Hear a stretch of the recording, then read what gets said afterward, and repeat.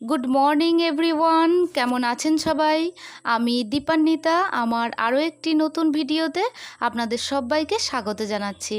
আশা করছি আমার এই ভিডিওটি আপনারা যে যেখান থেকে দেখছেন সকলেই ভালো আছেন। আমরাও সকলে খুব ভালো আছি। আর আপনাদের তো আগেই আমি জানিয়েছিলাম যে আমার ছাদ বাগানের পাশাপাশি আমার নিচে কিছুটা অল্প হলেও জায়গা আছে। তো সেই অল্প জায়গার মধ্যে আমি ছোট ছোট চারা গাছ বসিয়েছিলাম, জানেন তো। আপনারা হয়তো আমার গাছগুলি দেখে বুঝতেই পারলেন। তো সেই চারা গাছ থেকে আজকে আমার গাছে একটা ফুল কুড়ি এসেছিল। সেই ফুলটাই আপনাদের দেখালাম এবং চারা গাছগুলোকেও দেখালাম। প্রতিদিনই তো আমি ছাদ বাগান শেয়ার করি, আজকে আমার ইচ্ছা গেল যে আমার নিচের গাছগুলো আমি একটু দেখাই। তো আপনাদের পুরোপুরি আমার ভিডিওটা দেখানো হলো না। পুরোপুরি বলতে আমার আরও বেশ কিছু গাছ আছে নিচে। তো এত ফুল ফোটে, বেবি পিঙ্ক কালারের জবা এত ফোটে গাছটিতে যে কি বলবো। তো সেই গাছটিও একদিন শেয়ার করব। তো ক্যাপচার করা হলো না, বাইরে এতটা রোদ আর এতটা তাপ, যার ফলে বাইরেও সেরকমভাবে বেরোতে আমার ভালো লাগে না এবং ছাদে আমি খুব সকালে গিয়ে ফুল তুলে আনি। তো যাই হোক, আপনারা তো দেখতেই পেলেন আমার চারা গাছ আমি নিজেই যখন বর্ষা হয় বর্ষার সময় আমি ডাল কেটে ছোট ছোট চারা গাছ আমি নিজেই তৈরি করি। আর এই চারা গাছ যখন আমার কাছ থেকে কেউ চায় আমার ভীষণ ভালো লাগে, কারণ আমার ছাদ বাগানটা রাস্তা থেকে সকলেই মোটামুটি দেখে দেখে যায় আর আমাকে অনেক প্রশংসাও করে যে তুমি কত যত্ন করো, কত পরিচর্যা করো, আর কত গাছ সকাল থেকে দেখি কত ফুল ফুটে থাকে। তো তোমার ছাদ বাগানের পাশাপাশি নিচেও কত গাছ বসিয়েছো, কত ফুল হয়। তো নিচের গাছগুলোতে সচরাচর আমি ফুল তুলি না, গাছেই থাকে আর দেখতেও বেশ ভালো লাগে।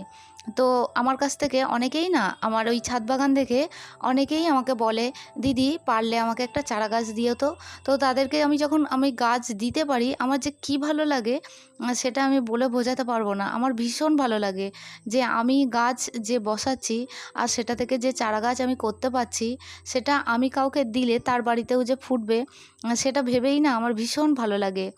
তো চলুন, এই যে আমি পুজোর যে থালাটা পুষ্পপত্রটা আমি সাজিয়ে নিয়েছি, সুন্দর করে সাজিয়ে নিয়েছি। আর আজকে এত ফুল ফুটেছে যে কি বলবো, সব রকম ফুল আমি পেয়েছি আমার ছাদ বাগান থেকে। তবে জানেন, একটা পুষ্পপত্রের মধ্যে আমার ফুল ধরেনি। আর এই যে বাটিটার মধ্যে দেখতে পাচ্ছেন কত নীলকণ্ঠ আর কত টগর ফুল, তার সাথে পিঙ্ক কালার জবা। তো সমস্ত মিলে মিশে যেন এত সুন্দর লাগছে। তার উপরে আমার হলুদ রঙের, ওটা বড়কুলকেই বলি। তো চলুন, আমি ওইদিকে ভোগের প্লেটটাও রেডি করে নিয়েছি। আজকে একটু মিষ্টি আনতে বলেছিলাম, ছানার মিষ্টি। তো আমার হাজব্যান্ড একটু রসগোল্লাই নিয়ে এসেছে। তো লাড্ডু পেলে ভালো হতো, আজ যেহেতু বুধবার তো আমার গণেশজির পূজা আছে, তো লাড্ডু পেলে ভালো হতো, তো পাইনি। তাই ও রসগোল্লাই এনেছে, সেটাই আমি প্রসাদ রূপে আমার ঈশ্বরকে দিলাম। আর একটু আমি কেশর চন্দন আর অষ্টগন্ধা চন্দন গুলে নেব। তো এটা কেশর চন্দন, সেটাই আমি একটু রেডি করে নিচ্ছি। তবে অষ্টগন্ধা চন্দনও আমি যেহেতু রেডি করে নিয়েছি, সমস্ত কিছু রেডি করেই পুজোয় বসবো। তবে আপনাদের একটা কথা বলবো, যখন ভয়েস ওভার দিচ্ছি না তখন কিন্তু এত গাড়ি যাচ্ছে আর হর্নের আওয়াজ হচ্ছে। তো আমারই শুনতে ভীষণ খারাপ লাগছে, আমি জানি আপনাদেরও শুনতে ভীষণ খারাপ লাগে, কিন্তু কি করব বলুন তো।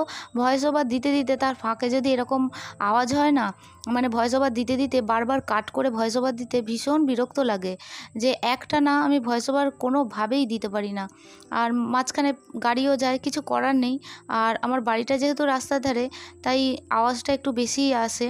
আমি চেষ্টা করি একটু রাত করে দেওয়ার, যাতে গাড়ির আওয়াজটা অতটা না আসে। কিন্তু প্রচণ্ড রাত হলে আমার সকালেও আবার পুজো করতে বেশ লেট হয়ে যায় জানেন। তাই জন্য ভাবি যে একটু তাড়াতাড়ি যদি ভয়েস ওভারটা দিয়ে আমি শুতে পারি, তো সেক্ষেত্রে কি হয়, আমি সকালবেলা মর্নিংয়ে তাড়াতাড়ি উঠতে পারি। তো যাই হোক, অনেক কথা বলে ফেললাম। তো এদিকে দেখুন, আমি সমস্ত কিছু রেডি করে নিয়েছি। আর আপনাদের তো প্রতিদিনই আমি দেখাই, যে কাছ থেকে একবার দেখিয়ে দেওয়ার চেষ্টা করি। তো আমার ভীষণ ভালো লাগছে জানেন, আজকে ফুলের প্লেট দুটো এত সুন্দরভাবে আমার এত ফুল পেয়েছি, তো ভীষণ ভালো লাগছে। আর ঈশ্বর তো আমাকে এই ফুলগুলো সত্যি আমি যে সেইভাবে পরিচর্যা করতে পারি খুব, তা কিন্তু নয়।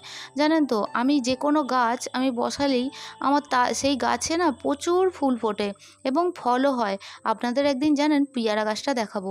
পেয়ারা গাছে 2টো ফল ধরেছিল, সেটা আপনাদের শেয়ার করেছিলাম। কিন্তু এবারে আরও ফুল এসেছে, আরও পেয়ারা হবে। তবে জানেন আগের বছর কিন্তু 10টা-12টা ওই ছোট্ট চারা গাছটিতে আমার প্রচুর পেয়ারা হয়েছিল। এবছরে আমার মনটা খারাপই হয়ে গেছে যে এত কম কেন পেয়ারা হলো। তো যাই হোক, আল্টিমেটলি পেয়ারা গাছে ফুল আসছে এবং তো ফুল এসেছে এবং পেয়ারাও হবে। তো চলুন, আমি পুজোয় বসে পড়েছি। আর প্রথম আমার পূজ্য দেবতা সিদ্ধিদাতা গণেশকে একটু তিলক পরিয়ে দিচ্ছি কেশর চন্দন দিয়ে এবং লাল তিলক দিলাম। তো দেওয়ার পরে আমি অষ্টগন্ধা চন্দন দিয়ে আমার বাবা ভোলানাথকেও আমি তিলক পরিয়ে দিচ্ছি। তো প্রথম পূজ্য দেবতা আমার সিদ্ধিদাতা গণেশকে দিয়েই আমি পুজোটা স্টার্ট করব। তবে জানেন আজকে না আমি ছাদ বাগানে অজস্র ফুল পেয়েছি, আপনারা তো দেখেছেন, কিন্তু লাল জবা অনেক পেয়েছি। তো আজকে চেষ্টা করেছিলাম আমার সিদ্ধিদাতা গণেশের জন্য আমি সুন্দর করে একটা মালা গেঁথে দেবো, কিন্তু সেটা আর হলো না। তো তাই আমি চেষ্টা করছি যে নিজের হাতে সুন্দর করে সাজিয়ে আমার গণেশজিকে দেখি আমি মালার মতো পরাতে পারি কিনা, মানে জবা ফুল দিয়ে। তো দেখুন তো কেমন লাগছে আমার গণেশজিকে। তো আমি হাতে 7টা দূর্বাও দিলাম। তো দেওয়ার পর আমার গণেশজির জায়গাটা আমি সুন্দর করে সাজিয়ে দিলাম। আজ যেহেতু বুধবার, আর বুধবার দিন আমি চেষ্টা করি যে প্রতি বুধবারে আমার সিদ্ধিদাতা গণেশকে আমি সুন্দর করে যেন সাজিয়ে তুলতে পারি। তো আজকেও আমি সেইভাবেই সাজিয়ে তুললাম। তো কেমন লাগছে অবশ্যই আপনারা জানাবেন। তো এরপরে নীল জবাটা আমি আমার বাবা মহাদেবকে দিলাম। তো নীল জবা যেহেতু নীলকণ্ঠ ফুল উনি পছন্দ করেন, তো তাই আমি নীল জবাও দিলাম এবং নীলকণ্ঠ ফুলও দিলাম। এরপরে আমার শিবলিঙ্গটিকে আমি সুন্দর করে সাজিয়ে নিচ্ছি। আর কলকে ফুলও দিচ্ছি, জানেন ছাদে কলকে ফুলও হয়েছিল, মানে আজকে সমস্ত ফুল আমি পেয়েছি। তো সুন্দর করে সাজিয়ে নিলাম এবং আমার শিবলিঙ্গে আমি ওং নমঃ শিবায়, ওং নমঃ শিবায় বলে আমি জল দিলাম। তো এরপর আমি মা লক্ষ্মীকে সাজিয়ে নিচ্ছি আর সাজাতে থাকি। আর আপনাদের কমেন্টগুলো আমি একটু পড়ে নিই চলুন। তো প্রথমেই আমি আমার মিষ্টি একটি বোনের কমেন্ট পড়ব, শিখা চক্রবর্তী।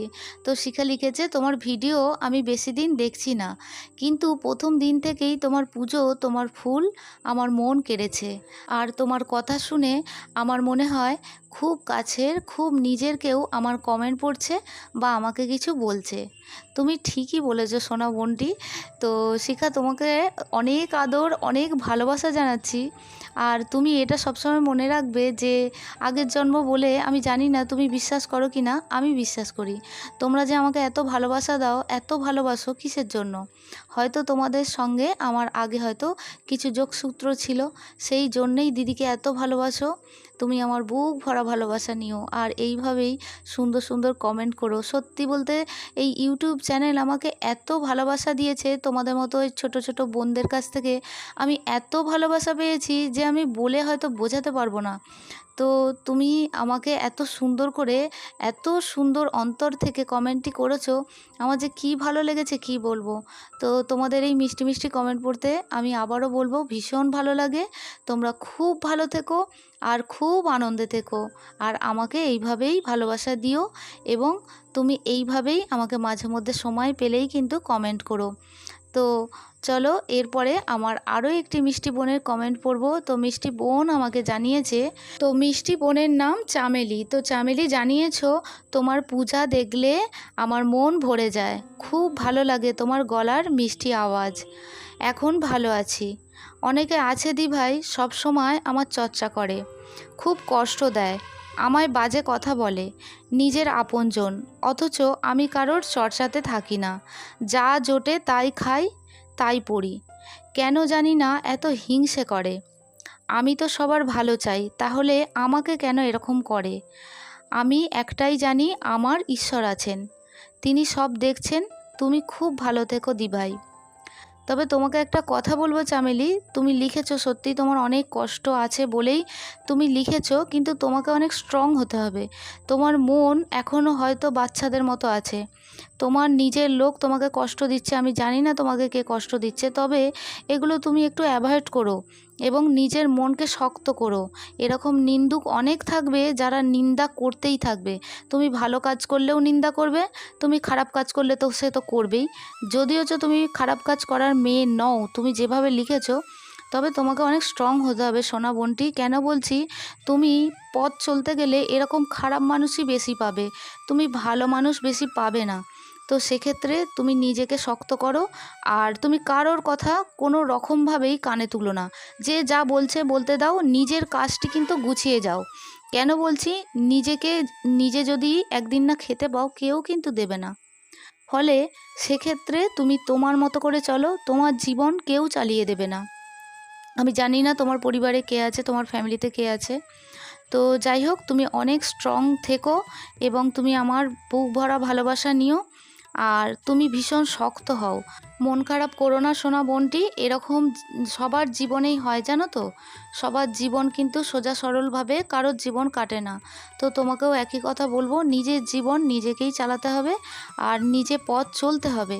তো সেক্ষেত্রে নিজেকে অনেক স্ট্রং হতে হবে। কে কী বলছে না বলছে কোনো কথায় কান দিও না, নিজের কাজটি তুমি নিজে করে যাও। তুমি খুব ভালো থেকো সোনা বোনটি, আর আমার অনেক ভালোবাসা নিও। এরপরে আমার আরও একটি মিষ্টি বোনের কমেন্ট পড়ব। পৌলমী লিখেছ, ভাইয়ের নাম কি দিদিভাই? আমার ছেলের নাম সায়নদীপ। সায়নদীপের জন্য আমার অনেক ভালোবাসা রইল। তুমি সায়নদীপকে জানিও যে কোনো এক আন্টি তোমাকে অনেক ভালোবাসা জানিয়েছে। আর আমার ছেলের ডাক নাম সন্দেশ গো, আর ভালো নাম হচ্ছে আর্যদীপ্ত। তো এরপরে আমার আরও একটি বোনের কমেন্ট পড়ব, স্বপ্না দেবনাথ। তো তুমি লিখেছো, দিদিভাই আজ তোমার 1K সাবস্ক্রাইবার পূর্ণ হয়ে যাবে। অসংখ্য ধন্যবাদ, অনেক অন্তর থেকে তুমি কমেন্টই করেছো। তুমি এই দিদির বুক ভরা ভালোবাসা নিও। তো তুমি আরও লিখেছো, আমি প্রায় 2 মাস ধরে তোমার পুজোর ভিডিওগুলো দেখি দিদিভাই, এত ভালো লাগে, একটাও ভিডিও আমি মিস করি না। অনেক অনেক ভালো থেকো দিদিভাই, আর আমার অনেক ভালোবাসা নিও। তুমিও আমার অনেক ভালোবাসা নিও সোনা বোনটি। অনেক আদর জানাচ্ছি ভিডিওর মাধ্যমে। এর পরবর্তী ভিডিওতে আমি সমস্ত কমেন্টগুলো পড়ে নেব, তবে আমি 2 বোনের নাম নেব, সীমা এবং অর্চনা। তোমাদের কমেন্টগুলো আমি পরবর্তী ভিডিওতে অবশ্যই পড়ব। তো আজকের ভিডিওটি এই পর্যন্তই রাখছি, দেখা হচ্ছে আপনাদের সঙ্গে পরবর্তী ভিডিওতে। ততক্ষণের জন্য আপনারা সবাই ভালো থাকবেন, সুস্থ থাকবেন, আর ভিডিওটি ভালো লাগলে একটা লাইক করে দেবেন। আজকের মতো টাটা।